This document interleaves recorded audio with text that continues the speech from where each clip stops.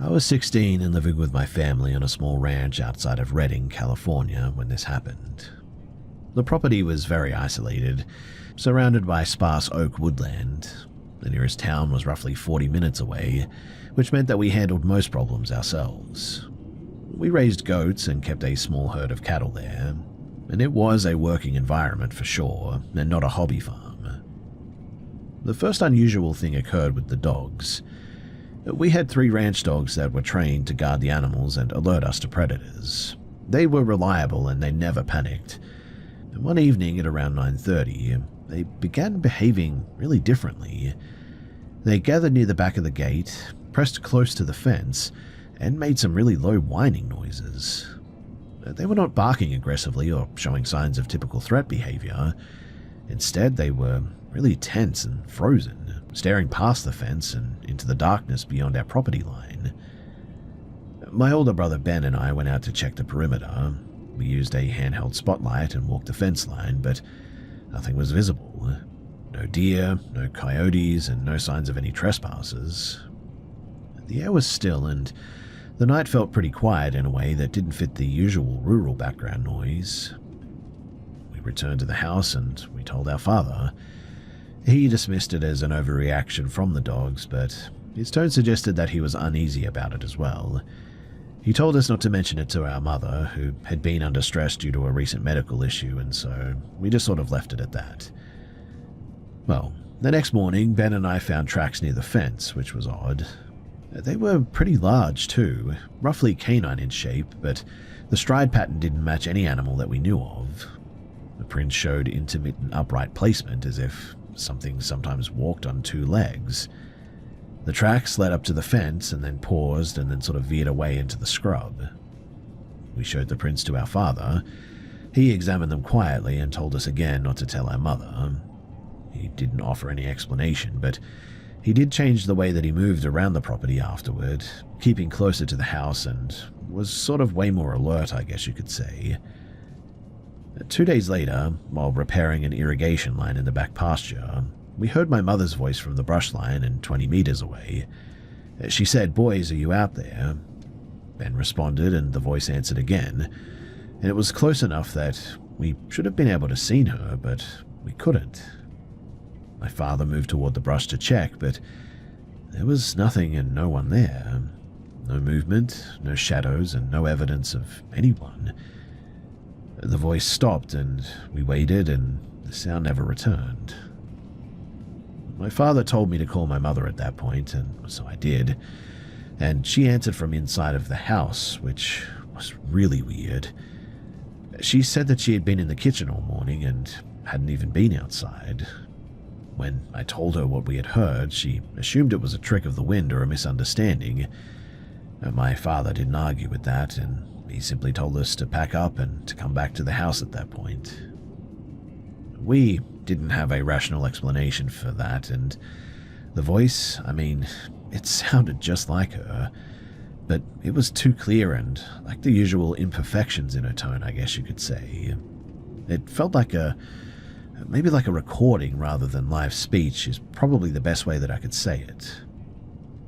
A week later, one of the goats, a large male named Samson, went missing. So we organized a search and took our father's rifle with us as a bit of a precaution. We followed the usual tracks and paths through the brush that we knew about, and about 30 minutes into the search, we noticed the environment changed. The birds suddenly went completely silent, and the usual insect noises was down to nothing. In fact, the silence felt weirdly deliberate. We found Samson near a rock outcrop, and he was dead, but he was also disemboweled, and the internal organs had been arranged around his body in a weird rough circle. The arrangement was not consistent with a typical predator kill by any means, and suggested maybe a person had done this, but there were no large animal tracks nearby, and there was no drag marks or anything too, which meant that the scene suggested deliberate placement from a person. But who the heck would do this? Ben and I didn't stay to examine it further because we heard some coyotes nearby, and their call sounded unusually close and directional, as if they were starting to surround us a little bit. So we ran back to the main trail to get into the vehicle that we came in on. And at one point, Ben looked back and he said that he saw a figure crouched on a rock beside the trail. He said that the figure was human-shaped but moved really strange. He said that it wore a dark garment that resembled animal hide, with the head portion draped over the shoulders. I know that sounds weird, but that's what he said. The face was obscured and it made a sound that wasn't human, an irregular high-pitched noise layered with low growls, which I remember hearing too.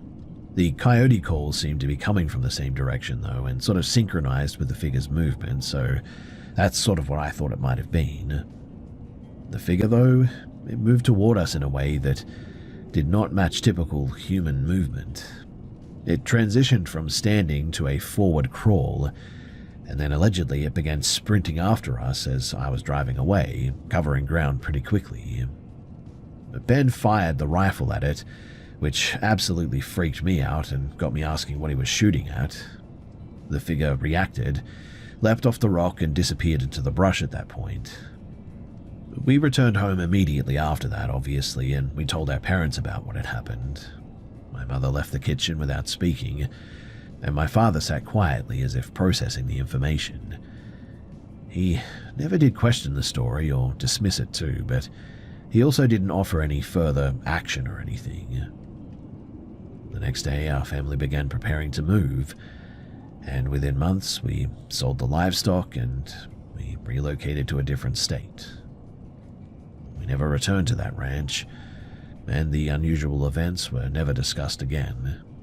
No official reports were filed with anyone or anything, and the only evidence was the tracks and the goat carcass, both of which were removed or lost in the natural environment, I suppose. Now, to be clear, I personally never saw anything. I only heard that sort of growl sound, I guess you could say. But my brother, to this day, swears up and down that what he saw was real. Obviously, too, I saw Samson out there with the organs arranged in the weird way that they were. But my brother swears up and down that he's telling the truth and that he saw what he saw.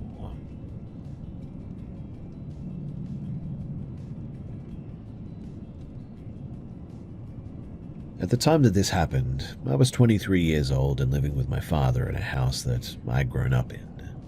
I was employed in rotating factory shifts and had no formal education beyond secondary school.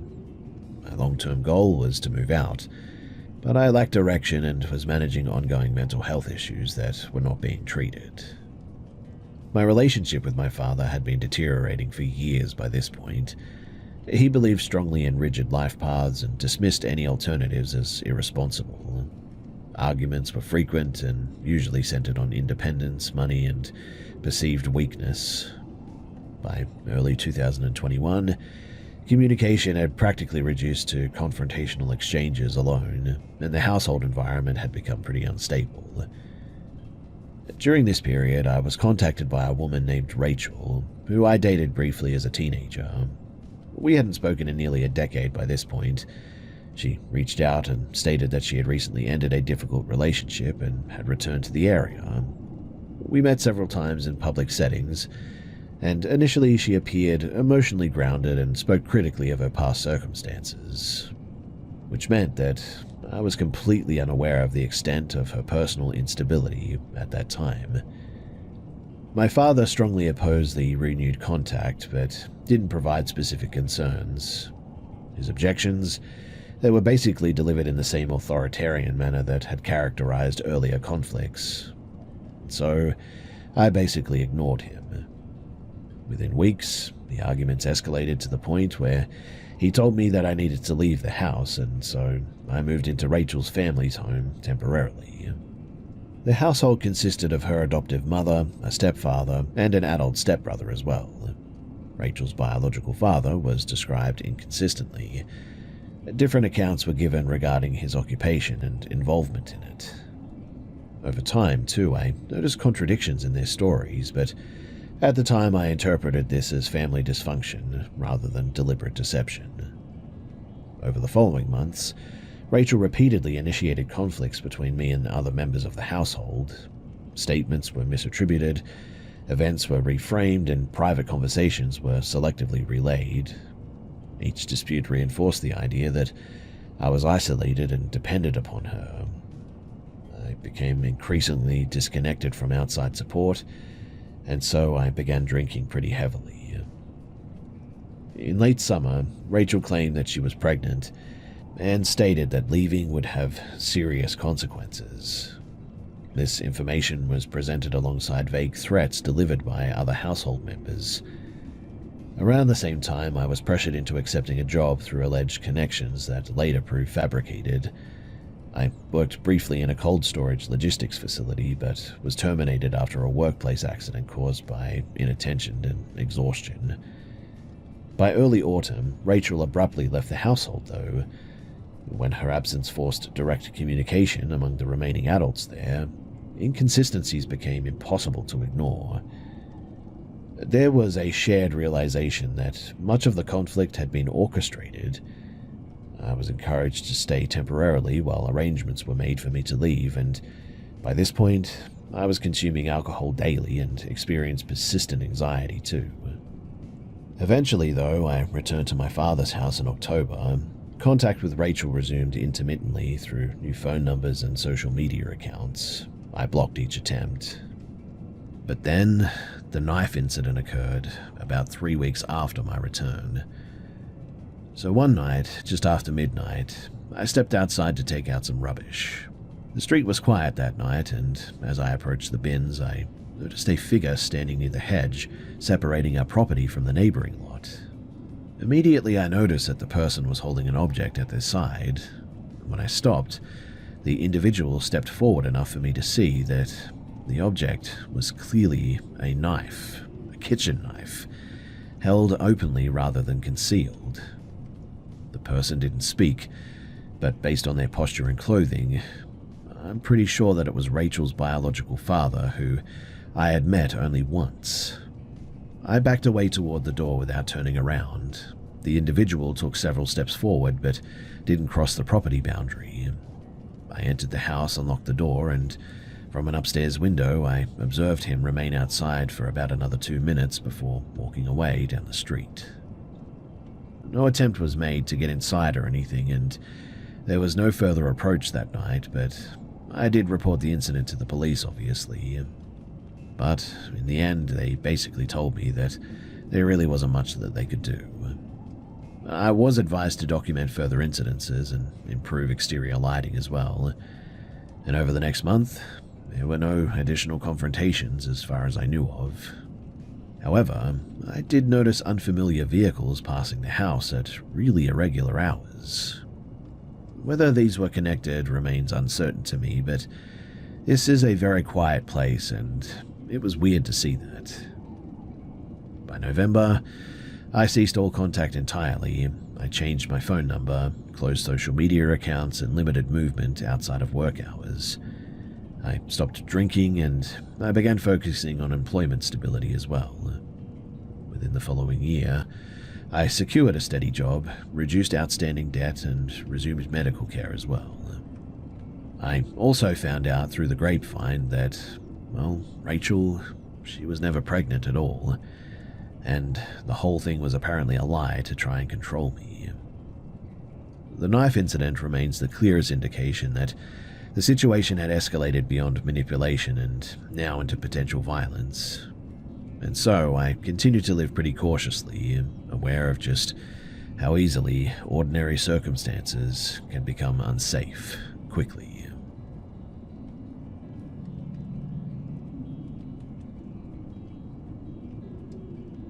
From the late 1990s through to the early 2010s, my family lived in a prefabricated home on the outskirts of a regional town in eastern Colorado. The house had been installed in the early 1980s and had not been significantly upgraded since then. The layout was linear. My bedroom was located at one extreme end of the structure, separated from the rest of the house by a long corridor that ran past the bedroom, kitchen, and the living area before reaching my parents' room. From the time that we moved in, my bedroom consistently registered colder than the rest of the house. This was noticeable year-round even, and not limited to the winter by any means. We attributed it to uneven insulation, or maybe airflow issues common in older manufactured homes. No one considered it unusual enough to investigate further, and so we just sort of let it be. Now, I was 15 when the incident that stands out most clearly occurred. I woke during the night without any obvious trigger and remained awake, just sort of lying there still. There was no noise, no visible light change, and no sense of urgency, just full alertness.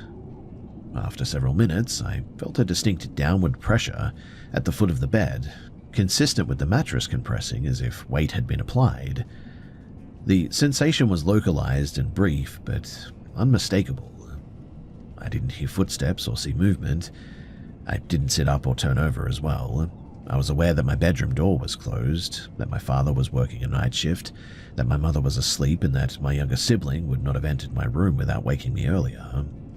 The house, though, it remained quiet. I didn't look toward the foot of the bed. My response was not panic in the dramatic sense too, but more like a controlled freeze, I guess you could say. Not that I was actually unable to move, but just that I just chose to do that. My heart was pounding and I began sweating though, and I remained awake until morning without moving from that position. Once daylight came, the sensation of threat dissipated entirely, and the room felt ordinary again. Over the years, too, there were other incidents that, taken individually, seemed inconsequential. On several occasions, though, I heard my name spoken clearly from somewhere inside of the house. Each time, I assumed it was my mother calling me, but when I responded verbally and checked, no one had called out.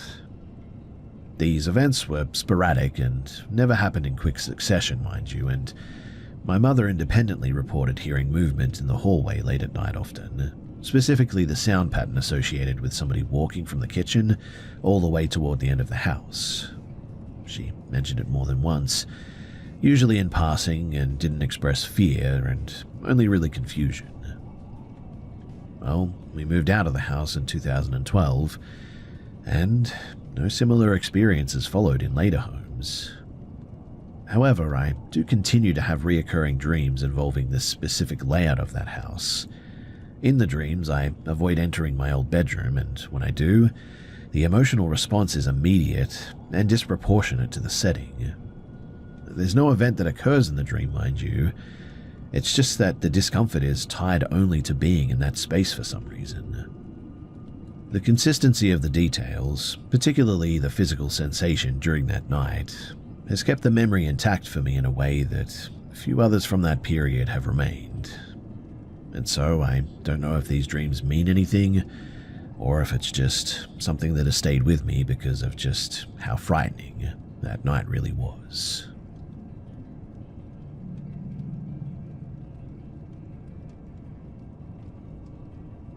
In March of 2023, I was living in a shared rental house.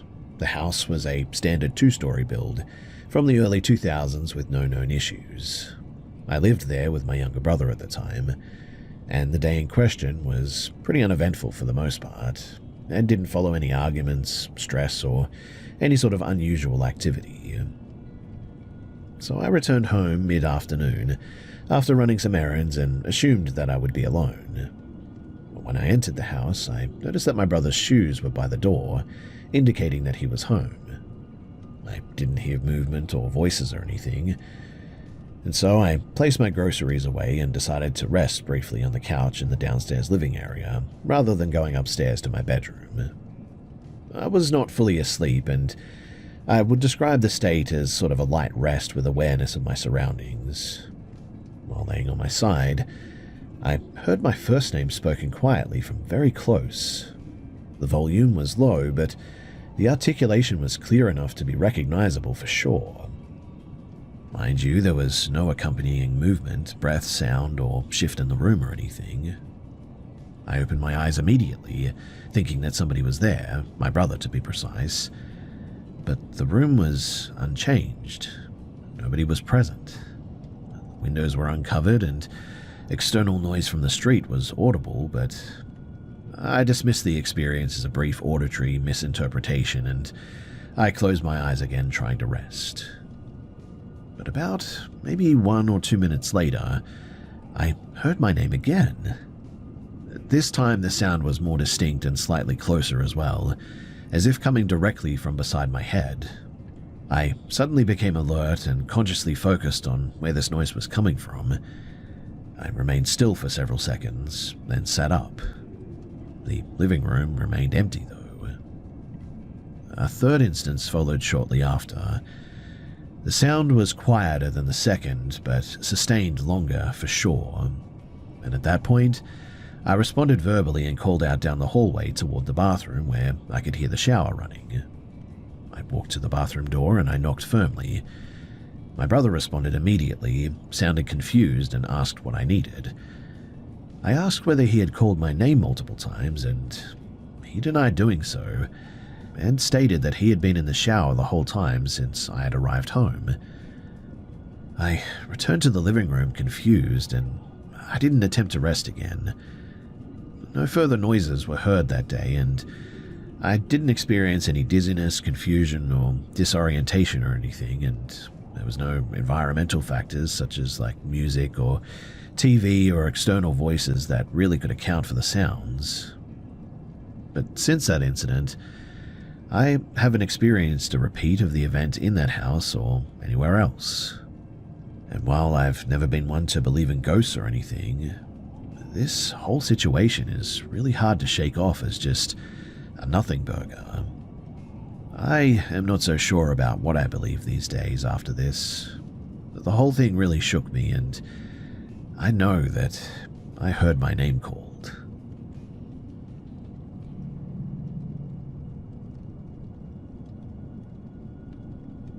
In late 2019, while living in a small regional town, I reached a point where I could no longer dismiss a pattern of experiences that had followed me since early childhood.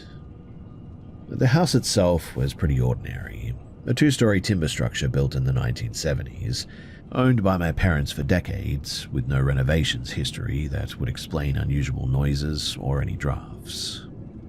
What changed was not the house, though, but instead my response to what I had been experiencing inside of it. Growing up, unexplained sounds were pretty common in this place.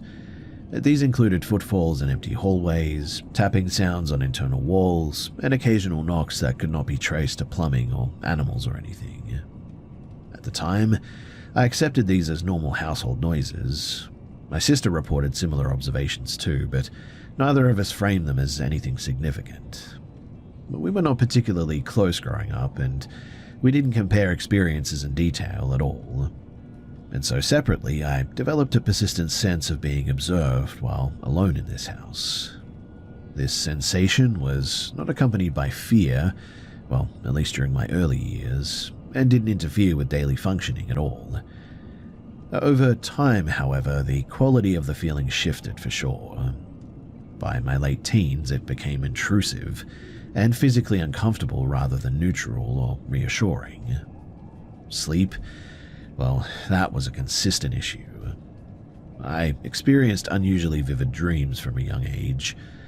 These were not violent or visually extreme or anything, but they were internally coherent in the ways that felt disconnected from ordinary dreaming. Like the environments followed their own rules or something, and I often woke with the impression that the dream had continued without me after waking. On several occasions, I spoke aloud upon waking without consciously forming the words. Family members who witnessed these described my speech as fragmented and sort of contextless. I retained no memory of what I had said, mind you, and my mother later commented that during these episodes, my responsiveness appeared really delayed, as if I just wasn't fully awake. Now, in February of 2019, I experienced an event that stood out because it occurred during full wakefulness. So, I was asleep in my bedroom when I woke to the sound of a man exhaling nearby. The sound was quiet but very distinct, consistent with human breath rather than ambient noise for sure. I checked the house and confirmed that I was alone. The family dog was confined to a sort of distant part of the home at the time and could not reasonably have produced the sound anyway. At the time, I really didn't know what to think of it, but I just sort of moved on. The following day, a male relative in his 70s died unexpectedly. The timing, it registered as odd with me, but was not enough on its own to change my interpretation of the prior night. Several weeks later, another incident occurred while I was awake and listening to music late at night one night. I experienced what I can only describe as like a very extreme and sudden drop in temperature, localized though to one side of my body, followed by involuntary shivering. Simultaneously, I became aware of rapid breathing that felt external rather than imagined, as if someone was breathing very close to me. Mind you, there was nobody there, and this was the first time the experience involved a strong physical sensation, rather than just sound or perception alone. The next morning, my family was informed that my grandmother had been hospitalized overnight in critical condition. At this point, I began documenting dates, times, and symptoms rather than attempting to interpret meaning, because I got the feeling that this wasn't coincidence anymore. Shortly afterward, I experienced a brief episode during sleep in which I felt pressure applied to my shoulder, consistent with being pulled upward. I woke fully this time, but found nobody present, and in the end I just sort of returned to a very restless night's sleep. Over the following months too, my sleep quality declined massively. I began seeing things in low light conditions, and the routine household noises that I once thought were nothing became more and more difficult to just dismiss. Eventually, I discussed these experiences in detail with my sister for the first time, and she reported similar dreams, almost exactly the same physical sensations, and an overlapping sense of distinct presences that I felt, though we certainly used different language to describe them. And it was at that point that I began to believe that there was something more going on in this home. Eventually, I moved out of that house, and I had other weird things happen there too, but when I now returned to my childhood bedroom, I still experienced that physical response that I always get when I go back there. It always felt like somebody else was in that room with you, no matter what time of the day and no matter how hard you tried to ignore it. What's really weird too is that my sister said the same thing as well, that she always felt like something or someone was in my room, and it's just something that we lived with for all those years, never really questioning it until now.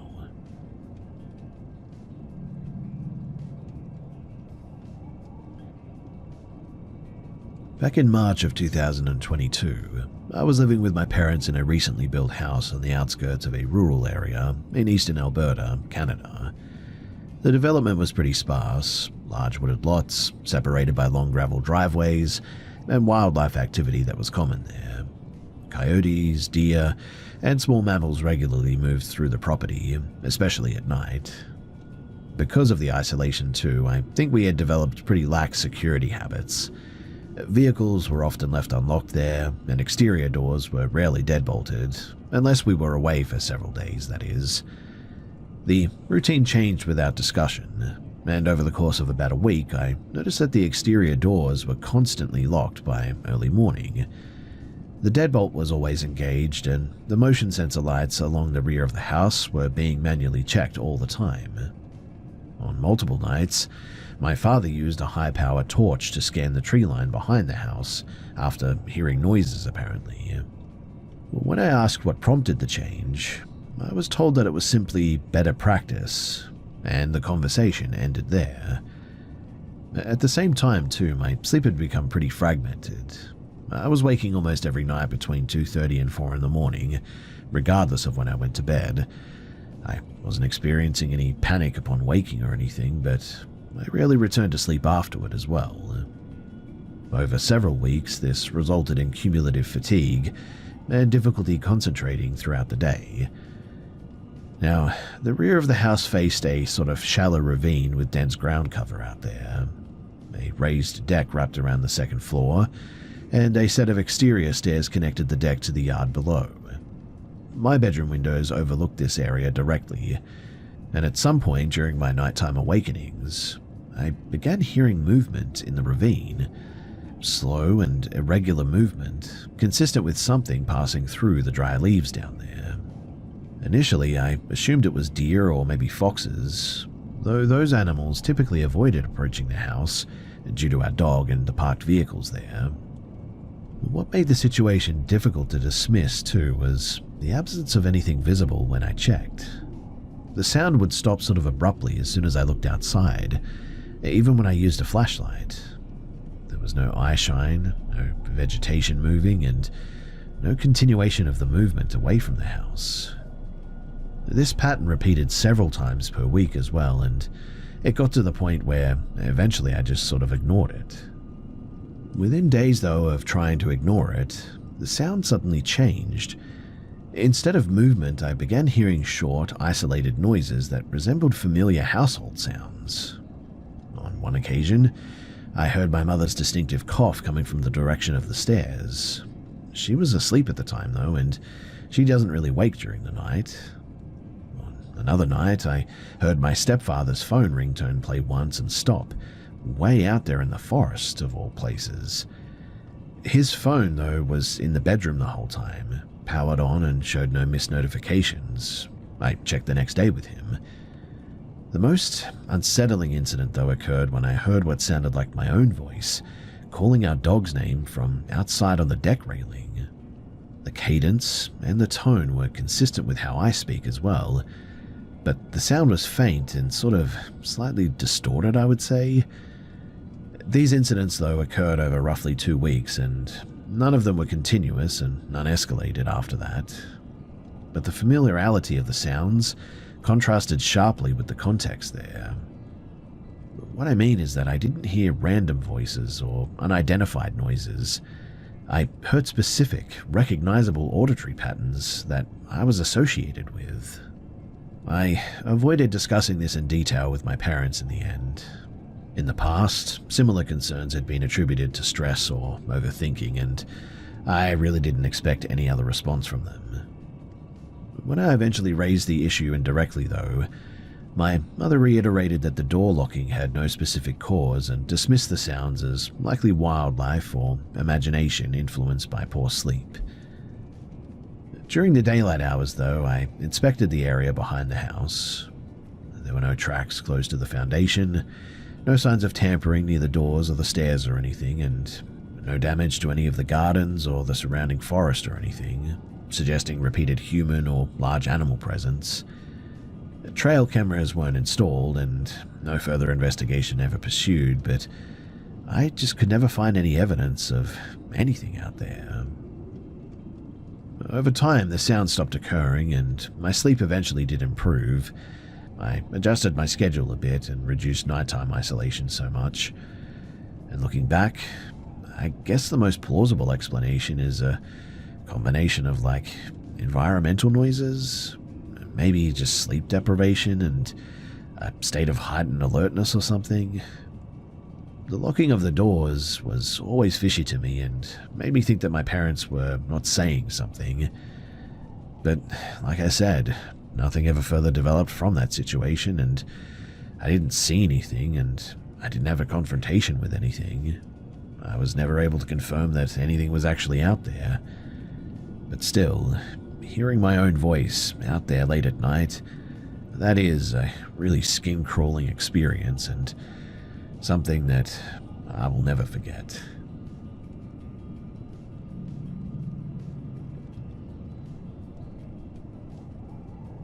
Some years back, my family took a guided night tour of the Eastern State Penitentiary in Philadelphia. That prison, it had been closed for decades and operated as a historical site with occasional after-dark tours marketed toward paranormal enthusiasts. I had done the same tour twice before without any notable experiences. This time, however, something happened that I could not explain with normal logic. So the building that we were in was the cell block known as the cell house, which had a central corridor with cells on both sides and a mezzanine level above. The tour group, it moved through the corridors in small clusters, with the guide pausing to discuss the prison's history from time to time. I separated from my family for a short period to inspect one of the cells on the ground level that was marked with a number that I found significant. I went inside, and obviously I found it pretty empty, but I didn't notice another person until after I had already stepped back out.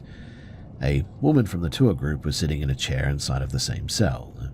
She had a small electronic device on her lap that was emanating intermittent lights. She was still and appeared to be focused on recording. I apologized at the time for entering the cell and moved out, expecting her to remain where she was. I stood in the corridor for a moment, and then began walking back down toward the center of the cell block to rejoin my family. But before I could take even 3 steps, I glanced back at the cell, and that's when I noticed that it was empty. I returned to confirm, and the chair was cold to the touch, but there was no sign that anyone had been there recently.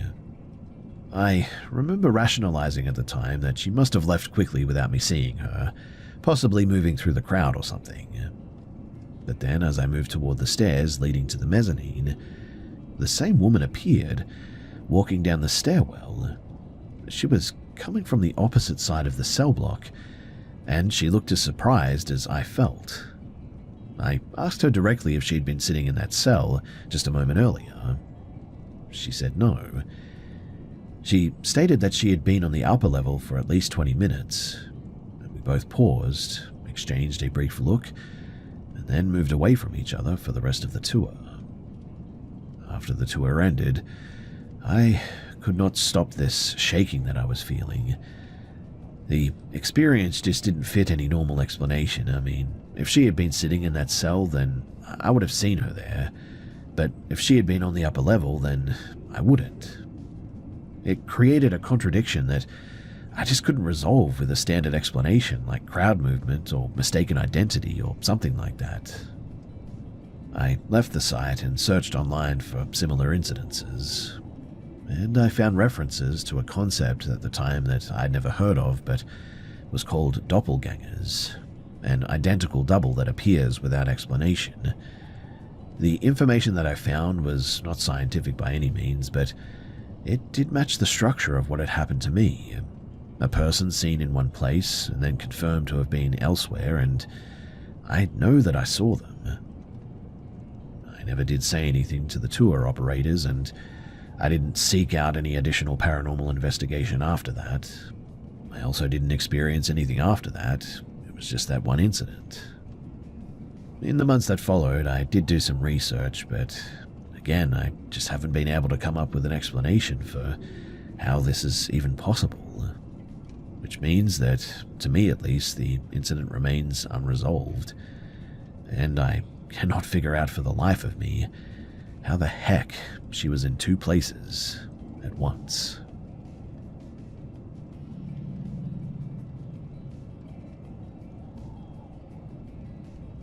When I was 9 years old, my family moved from a coastal town in northern Ecuador to a rural settlement in the Colombian Amazon.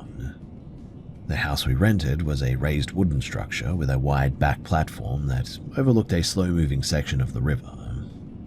There was no electricity, and the only light at night came from oil lamps and the occasional lightning strike. The river was part of the local economy there, though, but it was also pretty dangerous. My mother repeatedly told me not to go near the water alone because of the caimans and the strong current.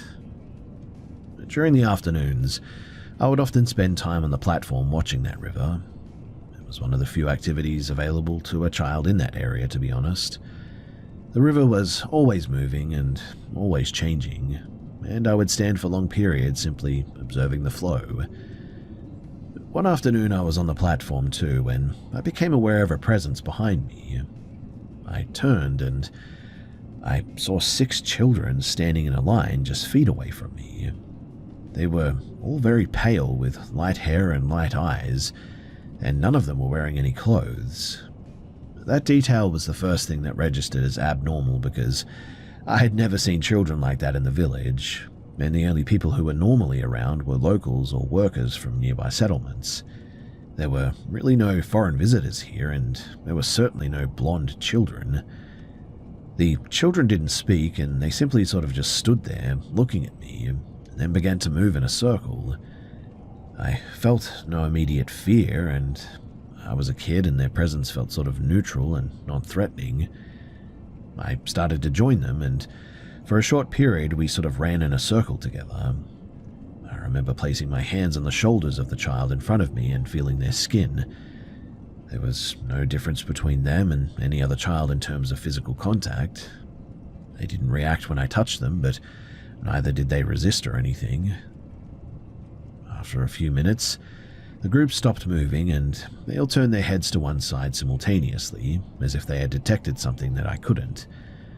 I followed their gaze and saw what appeared to be an oval-shaped opening in the air, like a dark patch that had not been there before. The opening was not sharp-edged, and I struggled to describe it at the time, but now I can say that it looked a lot like a portal. It genuinely looked like a tear through space itself right in front of me. And one by one, the children walked toward the opening and stepped through it. I was at the end of the line and moved forward to follow, but just as I reached the edge, the opening just suddenly closed, and it shut in a way that was sudden and just complete, leaving no gap.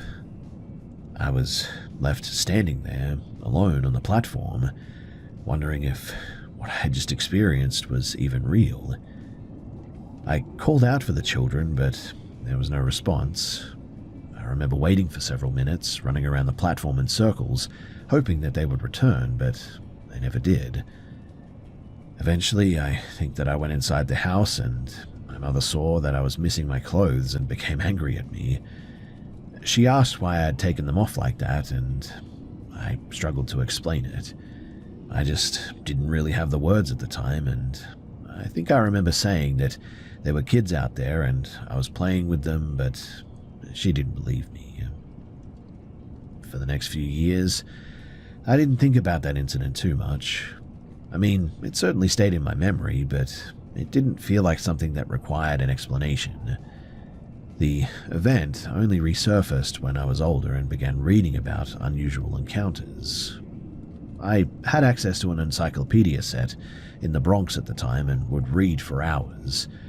And in the section on classical sculpture, I saw images of child figures with similar physical traits to the children that I had seen.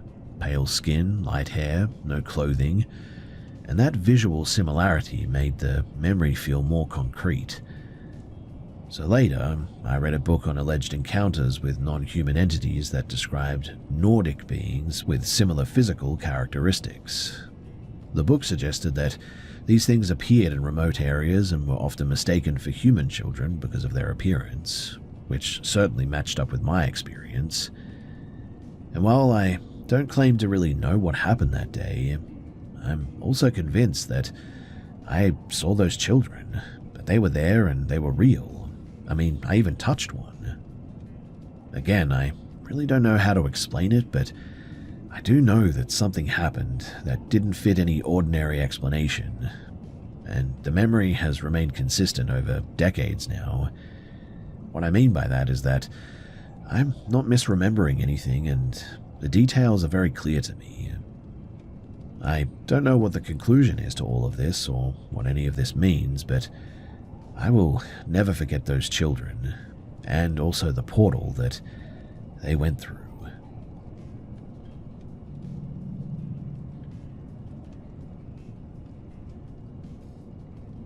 So my partner and I were living in upstate Vermont when this happened. We had a routine of walking our dog after work, usually along a multi-use trail that followed a disused rail line. The trail was close to our house, about a 10-minute drive away, and it was one of those few places nearby where we could walk without crossing roads or dealing with heavy traffic. On this particular day, it was late afternoon and the light was fading. The trail had some solar-powered lights installed at regular intervals, but they were pretty dim, and the area between them was noticeably darker too. The park itself was mostly empty. There were a few cyclists near the parking area, but nobody else on the trail. We were about 30 minutes into the walk when I started to feel like someone was watching us. It was a subtle sensation, but it made me stop and sort of look ahead for a little bit. And about 25 meters in front of us, between two pine trees, there was an object that didn't fit the environment. It was a white, featureless shape, floating about 1.5 meters above the ground. It didn't have a defined outline, but it maintained a consistent form. It sort of resembled a strip of white fabric held taut, or maybe a rectangular patch of glare on a screen is a better way to put it. I pointed it out to my partner, though, and he immediately saw it too, and we both stopped walking. The object remained in place for roughly 10 seconds, then it shifted position in a way that suggested deliberate movement. It moved laterally behind a tree and paused, then reappeared briefly at the edge of the tree's trunk. The motion was not like anything that we had ever seen before. There was no visible mechanism, no branches moving, no animal-like motion. It was simply a white mass that appeared to change location. Our dog noticed the movement though too, but he didn't react aggressively. He sort of looked toward the shape, then looked back at us, clearly confused, and then continued to stand still. The lack of reaction from the dog made the situation feel even more unsettling in a way though, because we expected him to either bark or maybe pull toward it or something. After the object moved behind the tree, it didn't reappear after that. The moment it moved, my body responded as if a threat had been confirmed though, and my partner and I began walking back quickly and then started jogging even, and eventually we found ourselves running back toward the parking lot. We didn't talk much on the way back, and I think we were both sort of processing what we had just seen, but when we reached the car, we sat inside for a few minutes before leaving. And that's when we noticed that apparently we had been gone for about 3 hours, which made absolutely no sense to us. Neither of us wanted to return to the trail, and we didn't tell anyone about it for several weeks. The incident affected our behavior afterward too, which was a bit weird. We stopped taking evening walks and began choosing locations that felt more open and less wooded. And I began having these really weird dreams about seeing weird faces that I don't know what that is, but we discussed several potential explanations afterward, and we considered the possibility of a drone, but there was no sound and no lights, and the movement didn't match anything that we could identify. And believe me, we looked. We thought about a balloon or maybe a piece of debris caught in the thermal current, but the object moved with intent, and the way that it paused and reappeared suggested that it was aware of us too. We also considered that it could have been a trick of the light, I suppose, maybe like an optical illusion caused by dim lighting and maybe the contrast between the white object and the dark forest. But the fact that both of us saw it, and our dog even, and that it moved in a way that didn't align with natural phenomena, made that explanation way less convincing. We never did return to that trail at dusk, and eventually the dreams stopped, which I was thankful for, but I really don't know what that was. And I also just don't know how to explain how we were gone for that long when the most we could have been gone for really was maybe 20 minutes at most. And so, where did all that time go?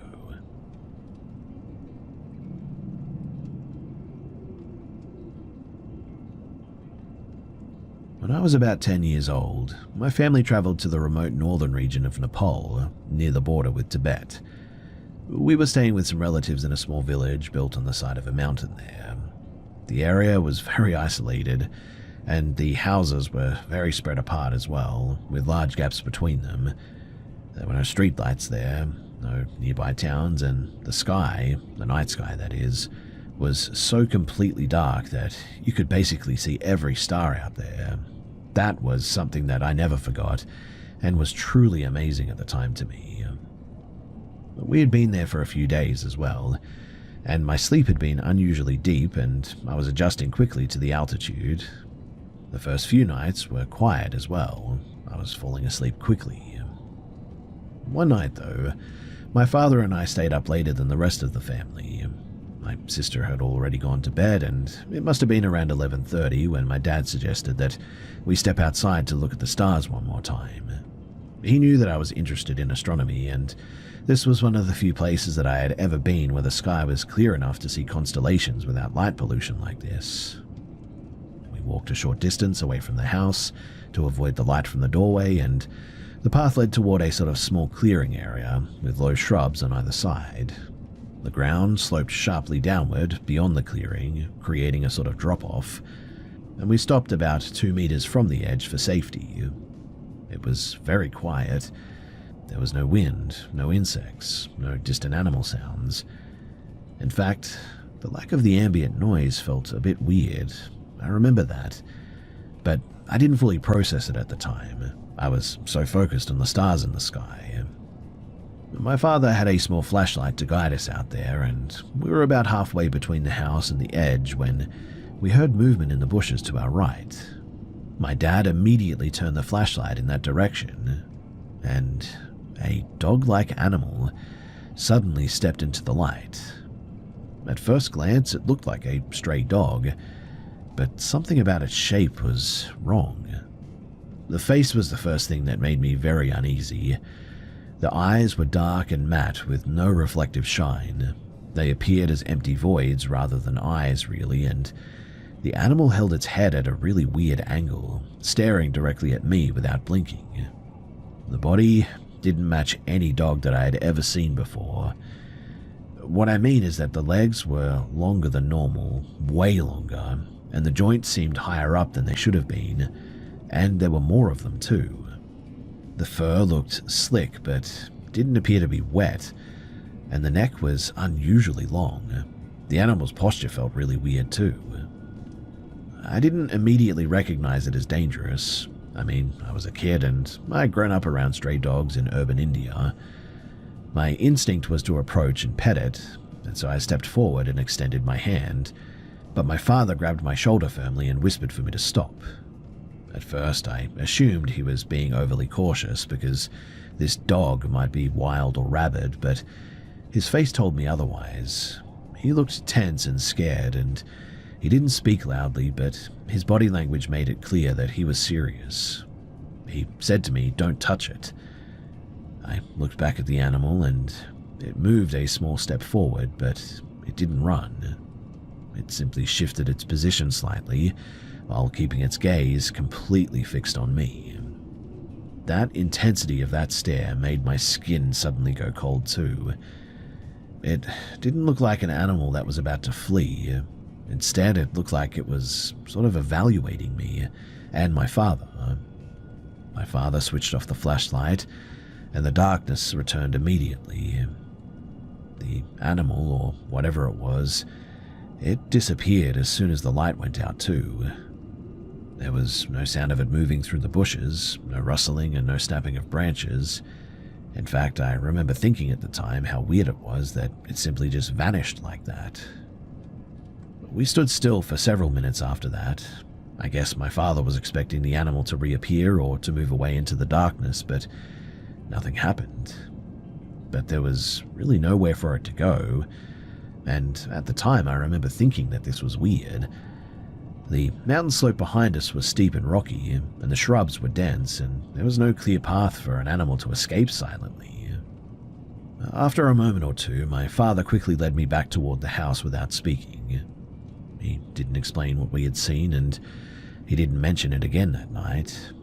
The rest of the family didn't notice anything unusual too. The next day, I felt physically really unwell too. I had a headache and nausea, which I attributed to the altitude and the lack of oxygen. I didn't connect it to the encounter until much later. Several days later, I learned something about that area that made the incident more concerning, I guess you could say. The locals mentioned that strange animals had been seen near the village, but that they didn't talk about it openly for some reason too. My father also stopped taking late-night walks after that, and he became more cautious about leaving the house after dark as well, and seemed to be really vigilant around us kids.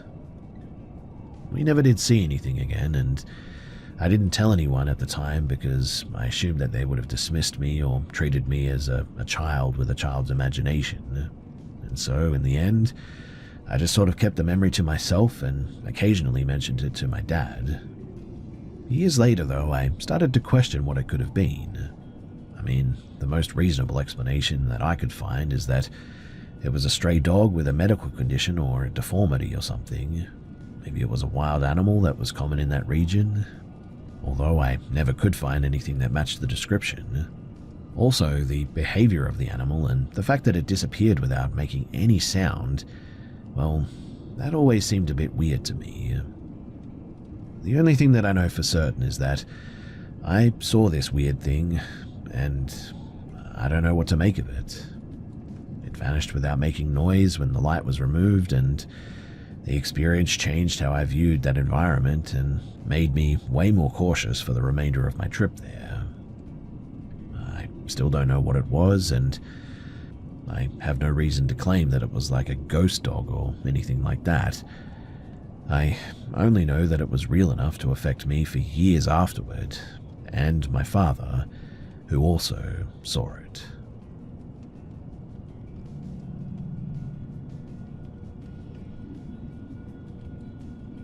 My family has owned a small lakeside cabin in rural Maine for decades now. It's the kind of place where the nearest neighbor, well, it's a long walk away, and the only real sounds at night are the wind through the pines and the occasional loons on the water. We've always treated it like a safe, quiet retreat for the most part. Last summer, I stayed there with my cousins again. The cabin itself only has a couple of bedrooms, so we built a small separate sleeping area behind it. We call it the sleep shed, and it's basically a tiny insulated room with a bed, a small window, and a door that faces the driveway. We use it only during the summer months, and we lock the door at night, even though we don't usually worry about security there. Now, I'd been sleeping in the sleep shed with my younger cousin, and I woke up earlier than her. It was still early morning, but light enough to see outside at this stage. I remember thinking that it was pretty strange because I hadn't been awake that early in years. So I lay there for a few minutes trying to go back to sleep when I heard footsteps. At first, I assumed it was something or someone walking along the driveway, and maybe one of my family members going to get something. But the sound didn't move away from the shed. It circled around it. The steps, they were heavy and deliberate, and they had a distinct sound that I associated with hard-soled shoes on loose gravel. The footsteps went around the shed once, then twice, then kept going. The sound wasn't fading, it just kept coming. It sounded like someone was deliberately walking around the sleep shed, staying close to the building and not moving away. I sat up and looked out the window. The sleep shed faces the driveway, and I could see the gravel clearly. I expected to see a person's head or a silhouette as they passed by. I waited for a long time, in fact, but nothing ever appeared. No shadow, no movement, and no figure. The steps continued, and I started to feel a real sense of exposure, like I was being watched and there was no place to hide. I didn't want to wake my cousin, so I stayed still for as long as I could, and eventually I decided to call out for my dad. I crawled out of my bed, grabbed my phone, and I dialed him. My cousin woke up at that moment and asked what was wrong, too. I told her what I was hearing, and she didn't seem alarmed at first, which made me even more nervous, to be honest. She looked at me like I was overreacting, and that certainly didn't help, so I kept listening. My dad, he came out a few minutes later. He walked around the outside of the sleep shed and listened for a bit. He didn't hear anything after a while and told me that it was probably an animal. He didn't seem worried at all, and he didn't think that there was anything to be afraid of. But that's when I started questioning that explanation. You see, animals don't walk in circles around a small building like that, and even if they did, their footsteps wouldn't sound like shoes. Deer, they have soft feet, and they move really quietly. Raccoons, foxes, and other animals that might be in the area, they don't make heavy, consistent footsteps like that. If it were a human, I should have seen something out of the window at least, or maybe even at least heard a voice or seen a shadow or something. But the noise went on for at least 10 minutes. It didn't stop abruptly, too. It just faded slowly. When it ended, there was no sound of someone leaving the area as well, like no vehicle or no running away and no breaking branches or anything like that. Just, well, silence. My dad eventually went back inside and I just tried to calm down. My cousin, they went back to sleep and I stayed awake for the rest of the morning trying to rationalize what had just happened. Later that day, I asked my dad if he remembered anything else about that morning, and he said that he didn't hear anything unusual and that he thought that I was just scared because I was alone. He told me to forget about it and just focus on the day and not to worry too much. So I tried to do that, but really I just couldn't.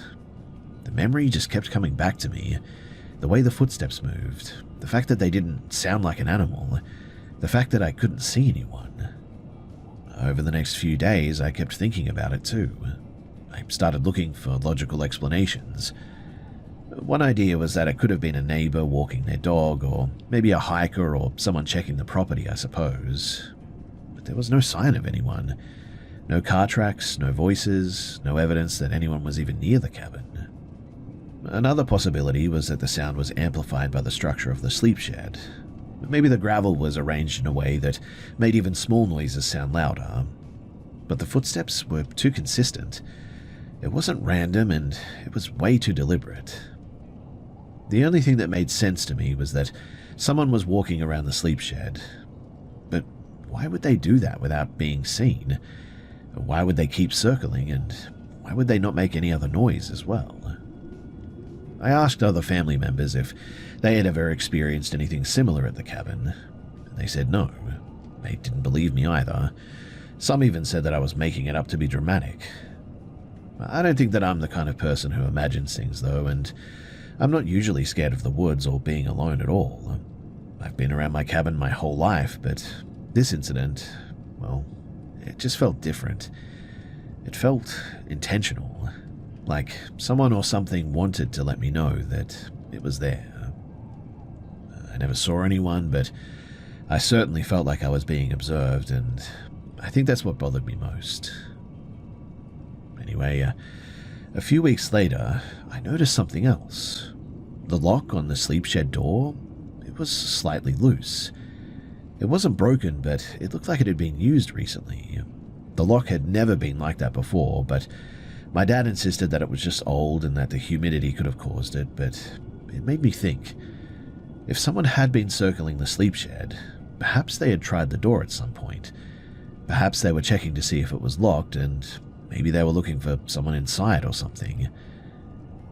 I never did mention this to my family because I didn't want to cause panic or be accused of making things up or anything. But I started sleeping with the door locked and the window covered. I also started keeping my phone nearby and staying awake longer at night. Now, I'm not sure what I heard that morning. I obviously don't have any proof or anything. I don't have any evidence even. I only really have the memory of the sound and the feeling of being watched. But someone out there at that time of the morning on private property, they cannot be up to anything good, right? The incident has stayed with me all these years, and it's always changed how I feel about being alone in remote areas.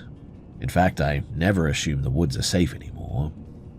While I don't know if it was a person, an animal, or something else, something tells me that it was a person, and that they were up to no good.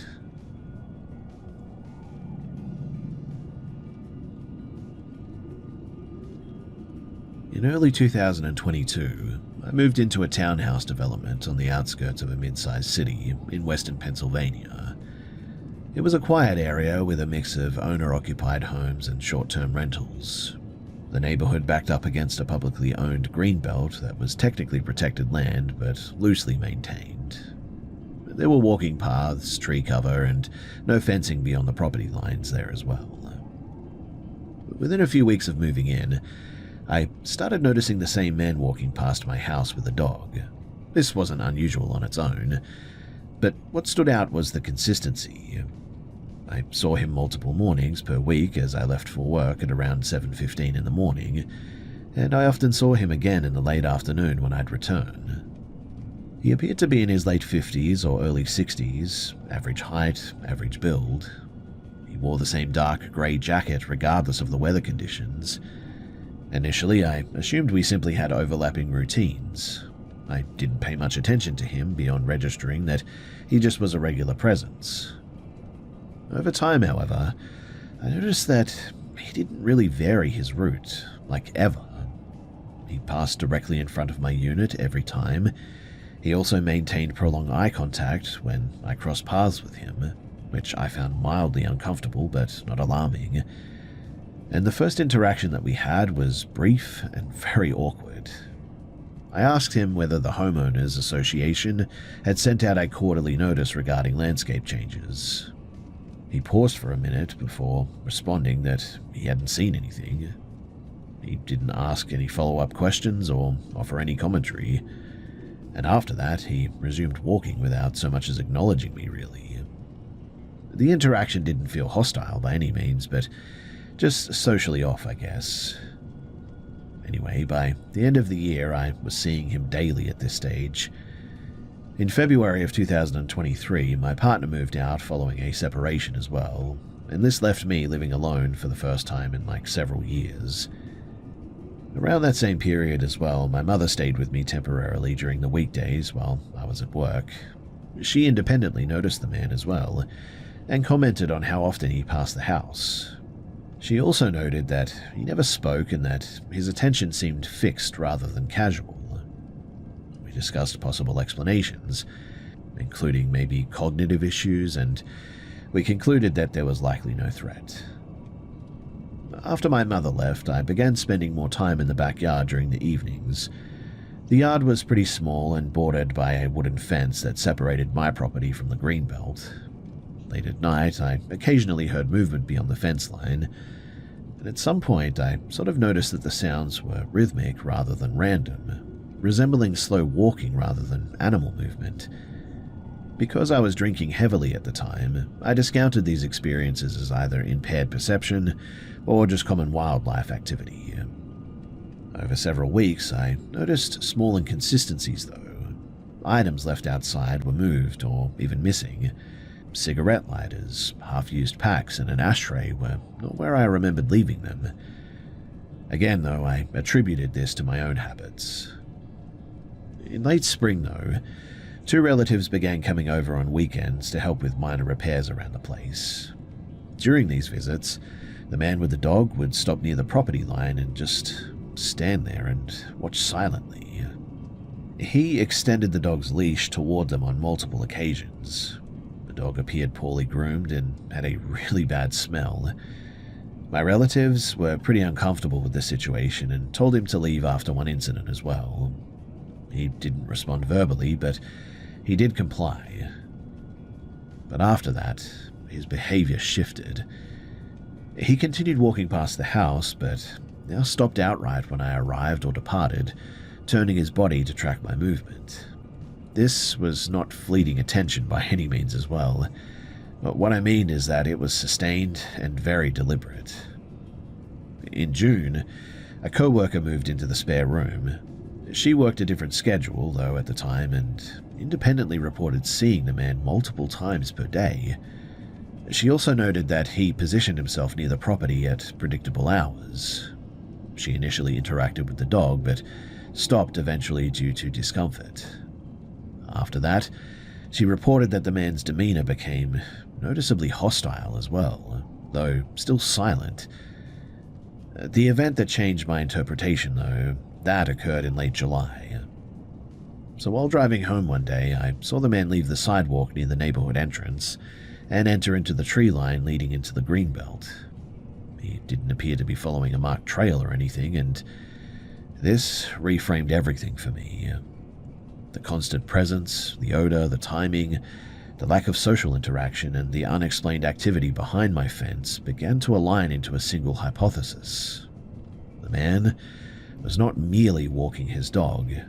He was spending extended time in the wooded area directly behind my property for who knows what reason. At the time, the adjacent unit to my house was vacant. It had been empty for months, in fact, and I realized that I first noticed the man shortly after the previous tenants moved out. I then began planning to install motion-activated cameras facing the rear fence line, but before I could do so, the vacant unit was rented. A family moved in, including children and a dog. The day that the moving truck arrived was the final time that I saw the man walking past my house, because after that, I never did see him again. Weeks later, though, I spoke casually with the new neighbors and I asked whether they had found anything unusual behind their yard while clearing brush. And they mentioned discarded items, but didn't really elaborate too much. I didn't press the issue at the time, too. I lived in that house for over 2 more years, and there were no further incidences, no footsteps, no sightings, no missing items, and I never did see the man again. I don't know whether the man was living in the Greenbelt, using it as a temporary shelter, or simply spending large amounts of time there, perhaps watching me or something. I have no proof that he ever entered my property. I also have no direct evidence that his presence was criminal, but still, with everything that happened, it definitely seems suspicious. Especially because once the conditions changed, well, I never did see him again. That was enough for me to conclude that what I experienced was not random and that this guy was probably stalking me. And so, after a little over 2 more years of living there, eventually I moved out.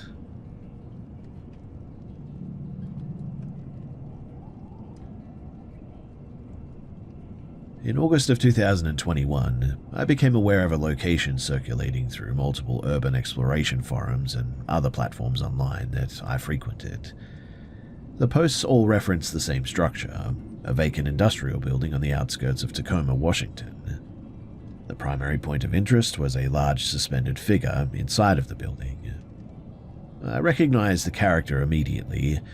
I had played the game extensively as a teenager, and the idea of a full-scale physical version stood out enough to me that I followed several of the account-sharing footage. The videos were short and inconsistent, often filmed at odd angles. None of them showed much of the surrounding environment or explained why the installation even existed. But after sending a private message to one of the posters, I received directions rather than a formal address. The location was described relative to an old freight spur and a disused access road. I shared the information with a friend who was pretty familiar with the game as well, and so we agreed to visit during the daylight hours. We arrived just before 5 p.m. The building was a single-story concrete warehouse set back from the road a bit. There were no signs, fencing, or visible security measures at all. Most of the windows were sealed from the inside with some sort of material. The structure appeared inactive but recently abandoned. One exterior door was unsecured. It opened without resistance. Inside, visibility was pretty low but adequate due to the diffused daylight filtering in through the covered windows. The interior space was cluttered but orderly. Industrial shelving, unused tools, and boxed items were stacked in a way that suggested deliberate placement rather than neglect. There were also multiple piles of children's toys, sorted by type rather than being scattered. Several feet from the entrance, though, centered in the main bay, was the suspended figure. It was larger than anticipated. The figure was roughly human height, in fact, and constructed with accurate proportions. It appeared to be fabricated from layered fabric and padding rather than foam or plastic or whatever, but it was attached to a wooden frame resembling a gallows, with a rope loop secured around its neck area. The structure was stable and professionally assembled, it seemed. As we moved closer, a strong odor became noticeable, though. It was localized rather than everywhere, and the smell was like something had died in there. It intensified rapidly as distance decreased, and that indicated a specific source rather than it just being all around us. So we followed our noses, and near the base of the wooden structure was an arrangement of objects placed deliberately on the floor. These included damaged toys, a religious image taped to a crate, and a framed photograph of an adult male. The individual in the photograph had a shaved head and eyebrows and appeared to be posing deliberately. Next to the photo was an old cassette tape with a music compilation labeled from what I would guess is the late 90s. The air in this area felt markedly cooler though than the rest of the warehouse. This was not consistent with the ventilation as well. Closer to inspection of the suspended figure, it revealed discoloration in several areas of the fabric. These stains were darker and irregular, and when we got near it, the odor became overwhelming. Remaining in place without covering our faces was not possible now, and written in permanent marker on the central vertical beam of the wooden structure was a full name. I won't be saying it here, but the handwriting appeared intentional and pretty recent as well. Well, we exited the building without any further exploration because we were too spooked to keep going. Later that evening, though, we searched the name online and the results were pretty limited. There were some fragmented references across social media platforms, primarily short videos showing erratic behavior, but no formal records or contextual explanation that could make sense of anything. There was no missing person reports or news articles that clearly aligned with the name and the circumstances too. In the days following, I monitored the same accounts that originally posted the footage of the location. Several videos were removed eventually, and another one was uploaded of the same warehouse but with the figure in the middle now gone. Others stopped referencing the site entirely, and I never did return to that warehouse.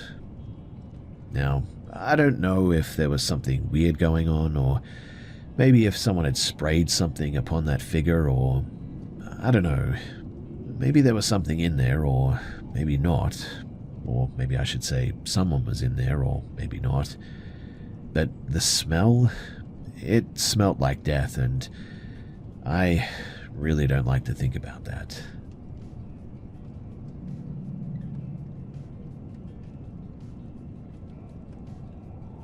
I was just under 13 years old when this happened, living in a mid-sized residential town outside of a major city. At the time, my household consisted of my parents, myself, and my two younger siblings. Up until that year, childcare responsibilities were handed exclusively by relatives or neighbors.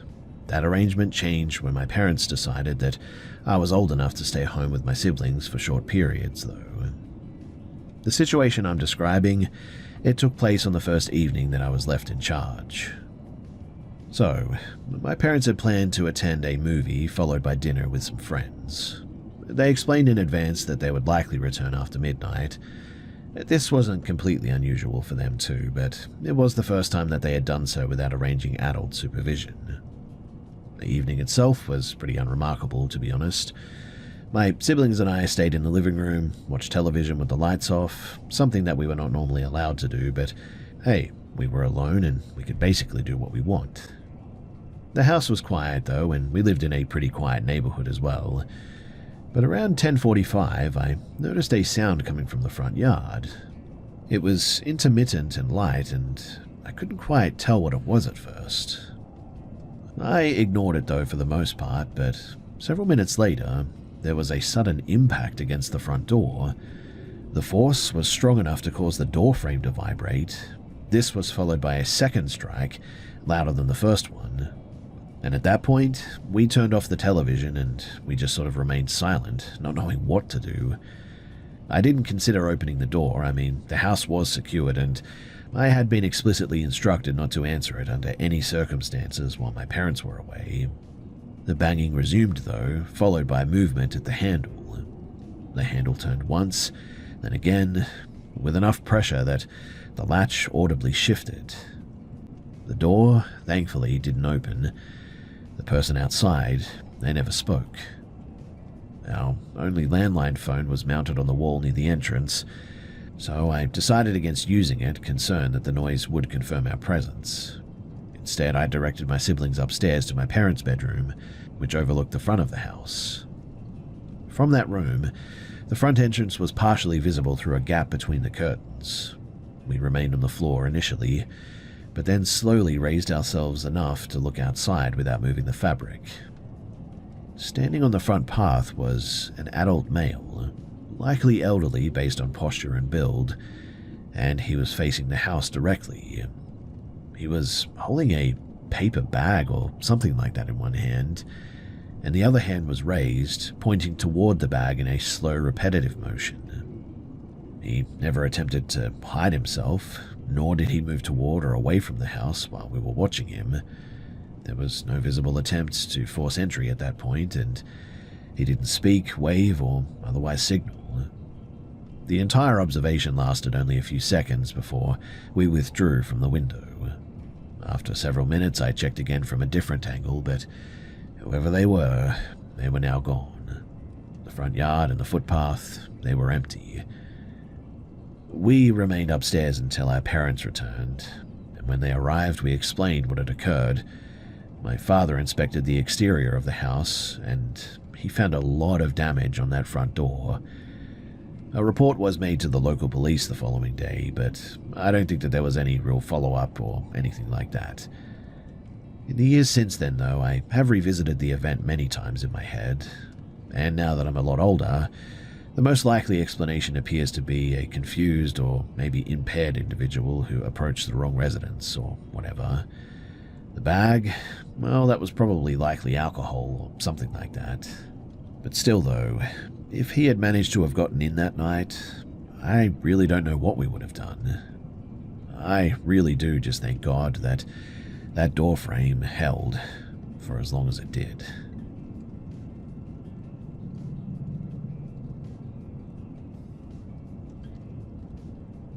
So I was in my second year of university, living as a student, alone in a subsidized apartment complex. I was 22 years old and working part-time while attending evening classes. My housing choice was driven by cost and also proximity to public transportation rather than comfort or security. The building itself, it was aging, with shared hallways, minimal access control, and on-site security that functioned primarily during peak hours only. The day the incident occurred followed a modified version of my usual schedule. A technical issue at my workplace caused an early closure in the afternoon, which meant that I returned home several hours earlier than normal.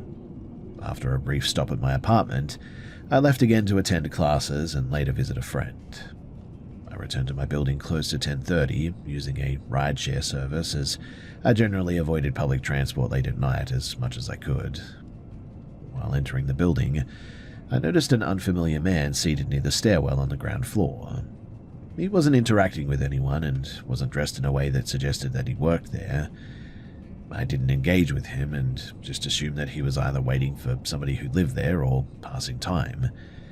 Things like this were not completely unusual in this place, but I locked my apartment door upon entering, prepared a simple meal, and spent the next hour watching some TV. I would say it was probably around 11:15 when I heard a loud impact sound coming from the hallway, followed immediately by pressure against my door, and then the door opened partially before stopping suddenly, likely due to the internal latch. I moved to the bathroom, locked the door, and contacted a friend who lived nearby. He arrived within 10 minutes, and by that time, the hallway was quiet again. We inspected the apartment and found no signs of theft or disturbance inside. The door frame showed some minor damage consistent with somebody trying to get in, but thankfully the damage seemed pretty minimal. We then went to the building security office to request footage from the hallway cameras. After some delay, the guard accessed the recording, and the footage showed the same individual that I had seen earlier entering the hallway and approaching my apartment. In fact, he followed me the whole way up. He manipulated the lock and he opened the door before abruptly leaving all of a sudden, moving quickly toward the building's exit.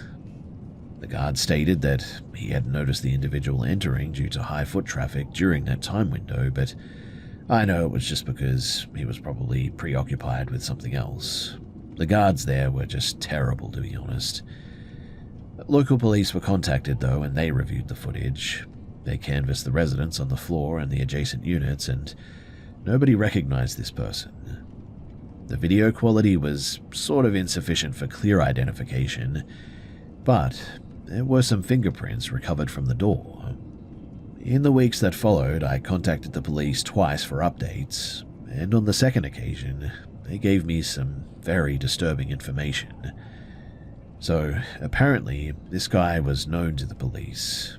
He had been locked up before, and at first they wouldn't give me any information as to what he was locked up for, but then one of the female officers who I spoke on the phone with basically said to me that this guy was a known criminal and had been known to, well, assault people, is how she put it. I don't know exactly what that means, but obviously it sounds terrible, and so I got some extra security for my door from that point, and I always made sure to check behind me as I was going about my business, especially when I was coming home. Thankfully, nothing else happened after that, and really, I think I just got lucky that day. Watching the footage, it seemed like the guy got spooked by something, that he backed out at the last second perhaps, because honestly, that chain, well, he could have broken it very easily.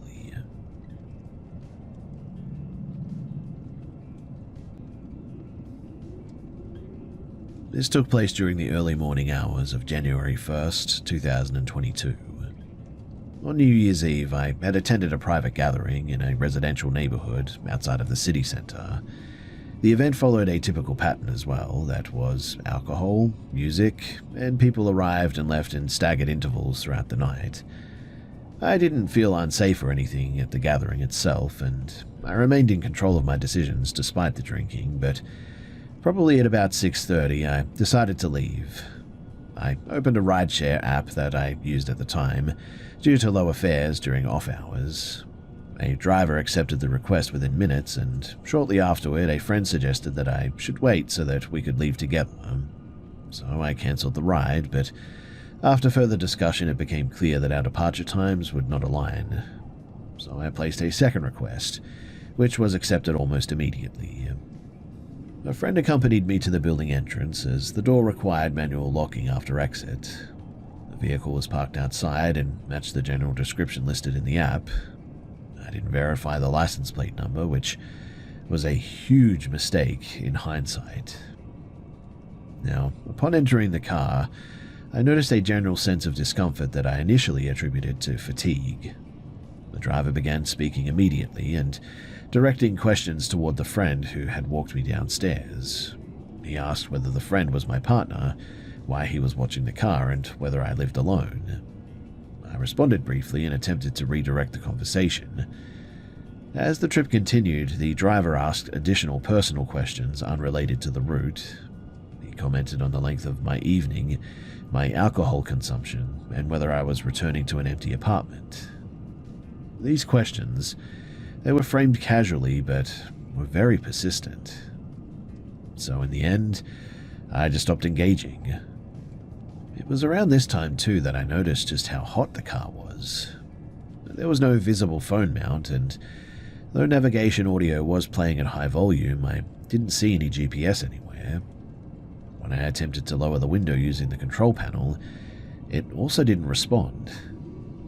I asked the driver kindly to turn the heat down or maybe just open a window or something.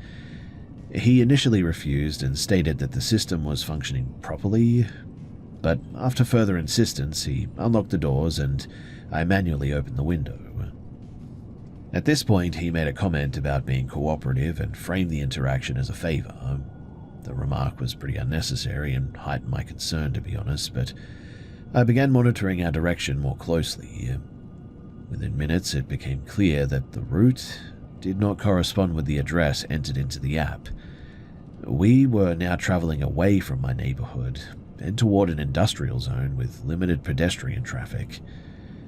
I waited until the car slowed for a red light before I addressed everything. I asked why we were no longer heading toward my destination. He paused before answering and responded by questioning whether I was certain about where I wanted to even go. His tone shifted, and then he turned partially toward me rather than watching the road. It was at that moment that I knew that something was wrong, and so I just jumped straight out of the vehicle. The car had not come to a full stop, but the traffic was halted, and we were driving pretty slow, so I opened the door and I moved away quickly. The driver exited the vehicle briefly, shouted for me to come back, and then re-entered the car, and he accelerated aggressively before driving away. I contacted friends immediately and described the situation. Some of them were skeptical and said that I was just overreacting. This reaction discouraged me from pursuing the matter further at the time as well. But then I spoke to the guy who had taken me downstairs, and he said to me that the real driver apparently showed up afterward. He remembered me talking about how I had cancelled a ride beforehand, and so he assumed that this ride was just a bit of a mix-up, and so he told the guy that the ride was cancelled, and apparently the driver was pretty upset about this, but he ended up leaving, and so he didn't think too much of it. And so, later that day, I attempted to file a report through the rideshare platform, and I was advised to contact local authorities about it because apparently they had not sent that person. When I submitted a police statement, I was informed, though, that without a license plate number or clear identifying information, really that no action could be taken. The platform declined responsibility pending police findings, and after that, no follow-up occurred. After that, though, I stopped using that service permanently. Never again is what I kept telling myself, and I adjusted my travel habits too. These days, too, I always check vehicle details, share trip progress with others, and always avoid solo rides, especially during early morning hours, whenever I can.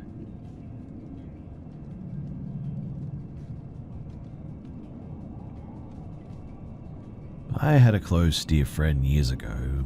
We went to high school together and instantly became close, as we enjoyed the same, well, everything pretty much. Movies, games, activities, and so on. This friend had a beautiful cottage in Muskoka, which was about an hour and a bit from the area that we lived in. They would talk about it a bunch, saying how awesome it was to go there in the summer, as it was right by a river and was perfect for swimming and paddleboarding and all that. They also said that it was kind of haunted though, just a passing comment about how it was spooky, how they'd hear things at night, how it was probably home to a ghost. They always said this jokingly, like it was no big deal, so we'd usually laugh at the idea that their beautiful and pretty much newly built cottage was actually a ghost house. Fast forward a couple of years and they invite me out to their cottage in October. The family was going up and my friend asked if I could come with them. I was super excited to go because I'd never really been to Muskoka and knew how beautiful it could be, especially in the fall, and also how often my friend mentioned the fun that they'd have at that cottage. I want to now preface what comes next with the fact that I have never had any paranormal stuff happen to me, ever. I don't disbelieve it and never have, but I've never been in a position where I'd feel like, okay, this is definitely paranormal stuff, until this event. So we get to where the cottage is located in this small community called Matthiasville. As soon as we enter, I just get this weird feeling, like a shadow had been cast over me. It was a beautiful sunny day with good vibes, all the way up until we crossed the bridge that led into the community. The weather suddenly turned overcast, but it wasn't that. There was a heavy and weird energy there. We're driving along the riverside for some time, and I tell my friend about the energy feeling, to which they said, "Oh, I know, it's weird, right? Like heavy." Things lighten up. However, when we arrive at the cottage, this place was absolutely beautiful. New build, 3 floors, big deck on the 2nd floor, and tons of windows that went floor to ceiling. It overlooked the river, and it had a forest trail at the back even. The trail was way too thick with brush and wood to even try to navigate, so we spent a lot of our time out by the water and on the big deck just sort of chilling. We drive into the nearest town, Bracebridge, for some outings, and at night we dedicated our time to beating the COD World at War campaign split screen. It was an absolute blast. We went for a long day walk too and saw some of the interesting points of Matthiasville, a big dam, and beyond that a strange and small sort of graveyard that was situated on a slight hill at the very tip end of the community. All the graves were pretty old and some of them were unmarked. Others you couldn't even make out what the stones had written on them. It was eerie, but nothing out of the ordinary happened for the first 2 nights that we spent there, so I just thought that it was all a nothing burger. Now, on the third and last night, the dad had to head home early for some work stuff, so it was just my friend, their mum, and myself hanging out for the night. The mum was sleeping in the loft way up on the third floor, and we made the basement floor our home for the weekend. We decided to watch a movie and eat some snacks, but when that was finished, I suggested that we go out for a night walk since it was a clear night with a big moon out, and I loved going for night strolls. Plus, we hadn't really been out and about after dark, and the place was pretty beautiful at night too. My friend, though, was really against this. They said that the place was spooky enough during the day, let alone at night. But I managed to convince them, and so out we went. We were walking along the road that went along the river, towards the dam and the end of the community where the graveyard was. We made it about a quarter of the way when my friend stopped dead in their tracks. I looked back to see what was up, and they were just sort of standing there, and they looked defensive.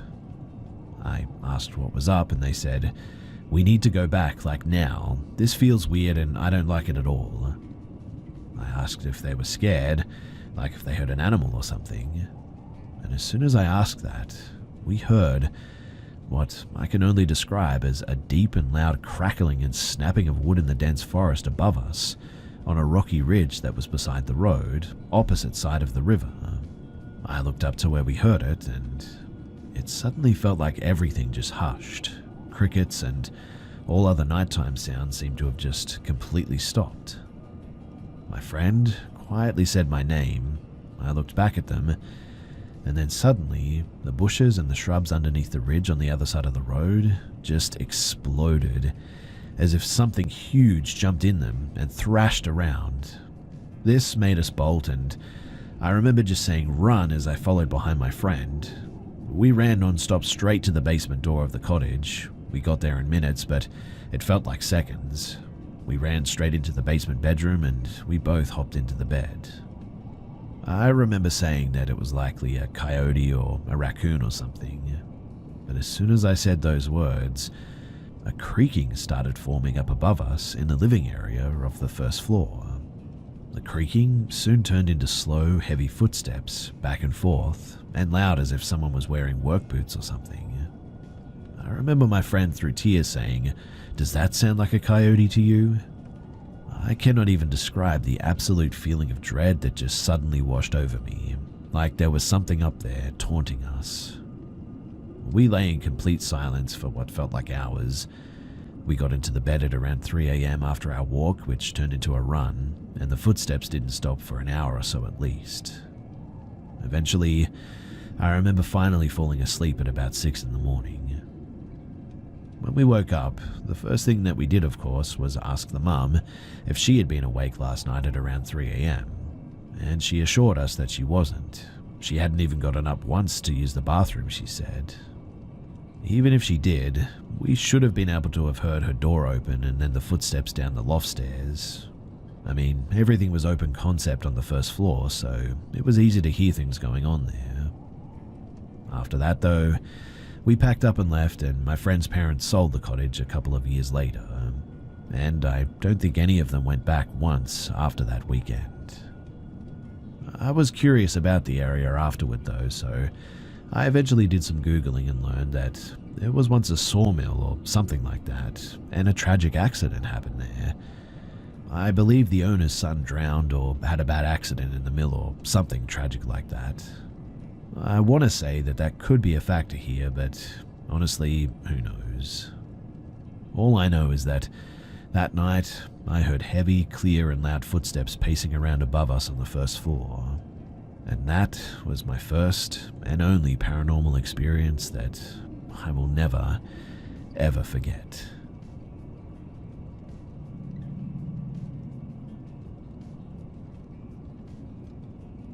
In 1982, I and 6 buddies went bear hunting in the Upper Peninsula of Michigan. We stayed at cabins near Twin Lakes at the base of the Keweenaw Peninsula. Now, when you hunt most critters, you go out before dawn and sit until an hour or two after the sun comes up, and late afternoon until dark. Most bigger game animals hunker down during the daylight hours, so it doesn't pay to sit there all day. And this means that you have a lot of time between hunts. Now, this part of the Upper Peninsula has some remote areas. It is also where a lot of copper mining went on in the old days. The mines are all closed now, obviously, and mostly full of water, but there are a lot of big paper mill holdings there also that are still being logged. So there's a lot of logging roads built up by the paper mills. They are good enough roads for large double trailer log trucks filled with many tons of logs to travel on.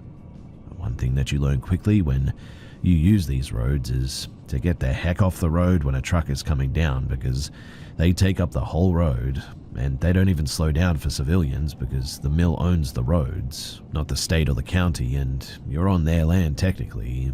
But as long as you don't get in their way, then they don't care.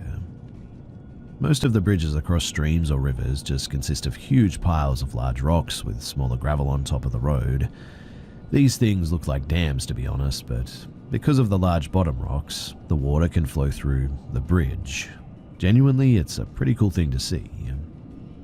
We spent a lot of time driving and exploring those logging roads too. On one particular day, we went down a new road that led to an actual state park at the bottom of Misery Bay on Lake Superior. It's a park maintained by the state on paper mill property. There are several very rustic sort of campsites at the park, and we spent most of the time at the park and just messing around on the beach, really. At about noon, we headed back down a different road. It's around this time too that you see a lot of small shacks that usually have smoke coming out of the chimneys. They're apparently used by the loggers, I think. We eventually ended up way out in the wilderness with no signs of logging or logging trucks anywhere. It's a bit like driving in a tunnel, in fact, because the trees come together over the road here.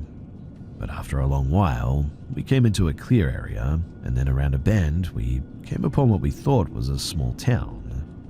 The road basically went right down a main street, and as we drove through the place, it became apparent that there were no people to be seen. We came to a building that was kind of a store, I guess, so we stopped there.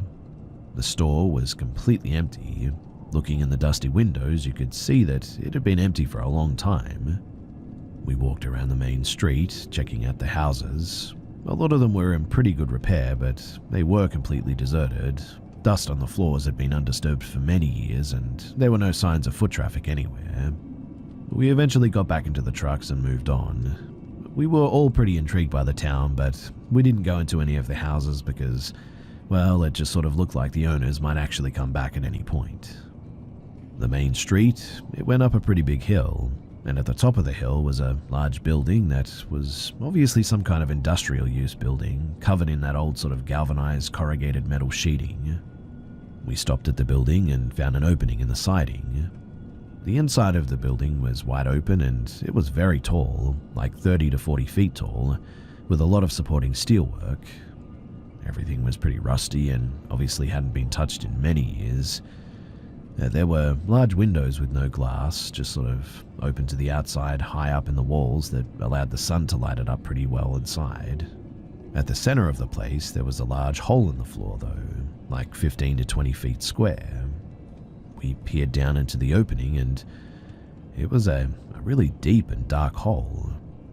Somebody dropped a stone down the hole, and it was a long time before you could hear a faint splash of water. So we dropped another stone, and we had a couple of those old Casio watches with a stopwatch function, so we dropped the rock and timed it to the splash. And it took almost exactly 10 seconds.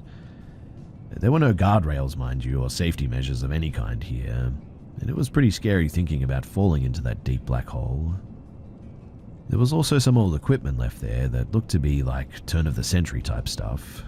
We assumed it was a closed copper mine, but the whole time we were exploring, we had two 35mm film cameras taking a lot of pictures. This was 30 years before cell phones and 35 to 40 before smartphones.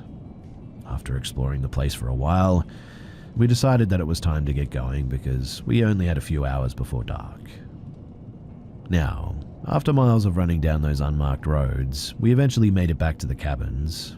We all went to our hunting spots, and after it got dark, we all headed back to the local bar where we usually went to get something to eat. One of the guys asked the lady bartender if she knew anything about that shutdown mine and abandoned town, and she got a kind of funny look on her face and went to the kitchen pass-through window and said, "Hey Dave, these guys went and visited Peterson." We all looked at each other like, what the heck is she talking about? The kitchen door opened up and then a cook apparently called Dave came out, dressed in typical bar cook clothes. Dave came over and said, "What did you see in Peterson?" We said, first of all, we never saw a sign with a name on it, but it was just an abandoned town and pretty decent looking buildings, and a closed down copper mine up on the hill. Dave then said, "Yep, that's Peterson. Some people see signs going into town and some don't. The thing is that there never was a Peterson. It never existed." We were like, "What are you talking about? I mean, we were there, looked into the buildings, dropped rocks down the empty mine shaft, and even took many pictures." Dave then said, "Yep, you and many other people, but if you try to return, I guarantee you won't find it." We were like, "What? We know the road that we took. We could get back there easily, man."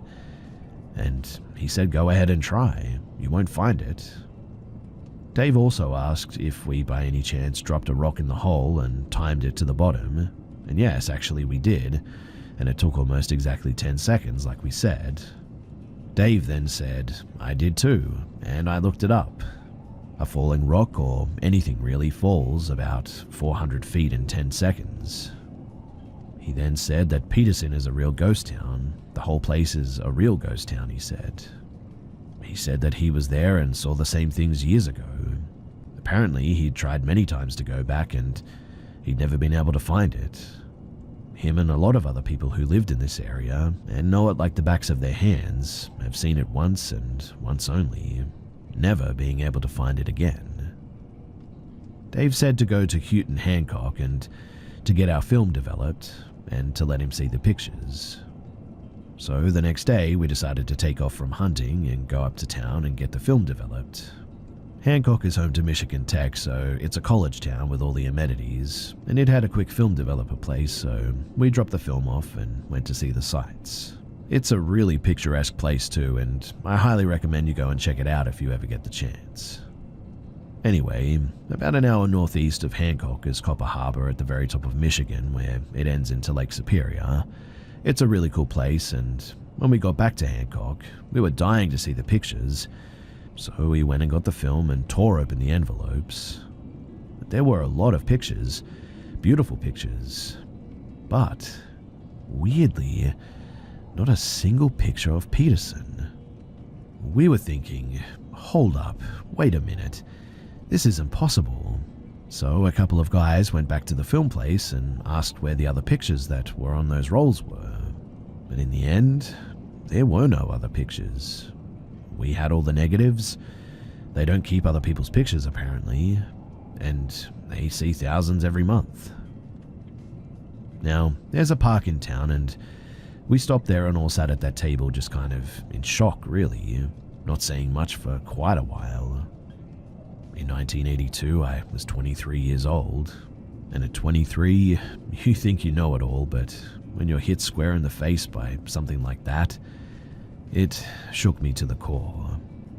Everything that you think you know is now suspect because, I mean, we were in that abandoned town. It was just a cool old abandoned town. I saw it with my own eyes in the wide open sunny broad daylight, not on some dark foggy creepy night. Nothing creepy happened, but we took those pictures. Pictures that apparently don't exist. Well, that changed my life from that point forward. After that, we went back to see Dave and gave him the stack of pictures of the woods.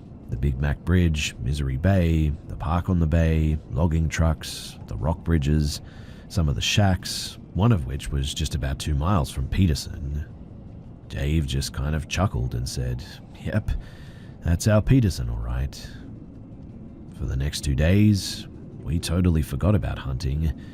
We split up into 2 trucks and we drove those roads over and over and over again, and we never refound Peterson.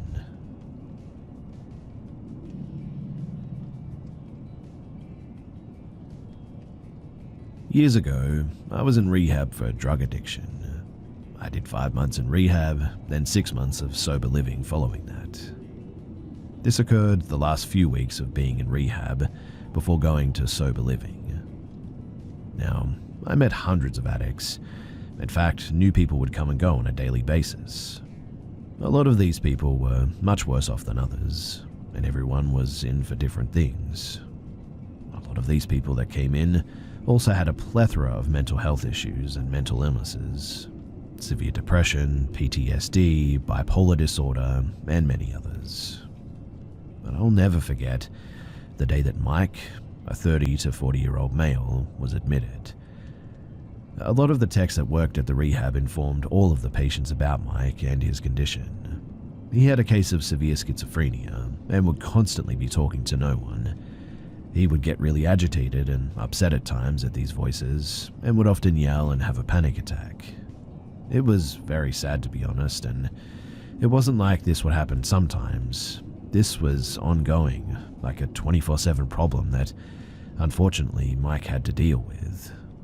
The rehab was situated in an old motel-like complex, except it was much, much nicer, like a fancy hotel. Girls across the street in identical buildings. Everyone was assigned to a specific room with 2 to 3 other patients, and when Mike showed up, he was placed in the unit that I was in. I introduced myself to him and shook his hand.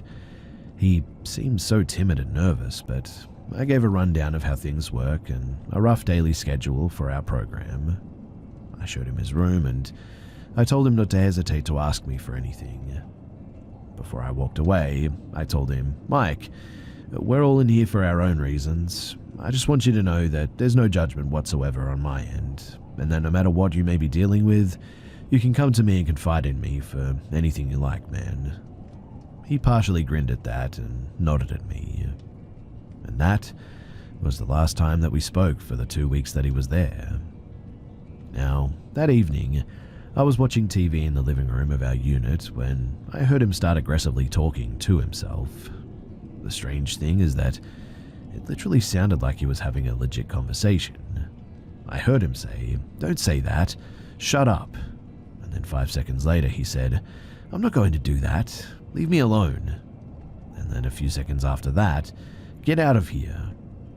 This was expected because I was informed of his condition, but hearing him have an episode the first time made me feel, well, really bad for him. But then, things took a very odd turn over the following days. A few days after Mike was placed in my unit, I woke up one morning to go make some coffee. I was in the kitchen, and Mike's room was down the hallway. I was pulling out a coffee filter when I heard clear as day, "What are you doing?" I turned around expecting to see Mike, but no one was there. Then I hear Mike all the way from the room scream, "Ah, get out of here." I was very, very confused and didn't know what to make of it, and kind of just shrugged it off. I was pretty alarmed by this though, but things kept happening. It was later in the week when I was in the living room watching TV again when I heard Mike having another conversation with himself, but this time I could distinctly hear a second voice. I thought to myself, does he have a split personality and is having a conversation between himself and his other self? The other voice was so much different, and I kept telling myself, Mike's just really, really good at imitating other voices or something. I turned the volume down on the TV so that I could hear more of this conversation. Mike says, "I told you no, I'm not going to do that. Leave me alone, please." The other voice responds, "Just go and do what I tell you. It's for the best." Mike responds, "No, that's bad. I won't do it." The other voice then responds, "Go to the kitchen and get the knife now." Then Mike let out a huge scream of despair. I sat there on that couch in just disbelief. My brain couldn't comprehend what I was hearing or what was happening. I suddenly got a huge sense of dread that came over me. I got up and started making my way to his door to check on him, and as I got closer, the conversation was becoming much more audible and clear to hear. There were 2 people in that room. I was certain of it, and nothing is ever going to change my mind about that. As I heard the other voice trying to persuade Mike again, I knocked on his door and the voice stopped immediately. I opened the door to tell Mike that I heard him scream and wanted to see if he was okay. It was just him sitting on the chair with his head in his hands like he just got some really bad news. He looked up at me and said, "I'm fine, thanks. Please shut the door." I immediately went to our head nurse and explained to her that Mike was saying some pretty scary things and that I was in fear of my life being in the same room as him. I mentioned to her hearing him talk to himself about a knife, and that was all it took for them to take Mike and relocate to somewhere else where he could get the help that he needed. To this day, I think about this experience that I had with Mike and try to find a reasonable explanation for what happened and what I heard.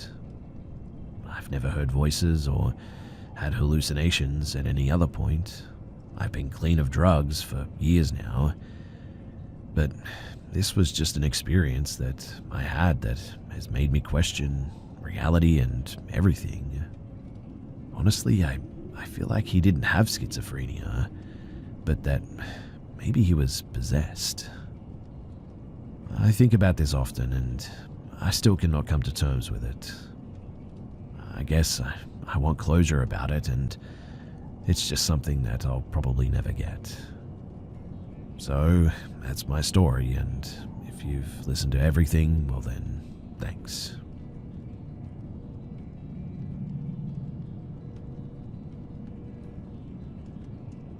This is probably the weirdest paranormal or unexplainable experience that I've had. Other than feeling someone poke their finger in my back when laying on my side in the bed, this one pretty much tops it.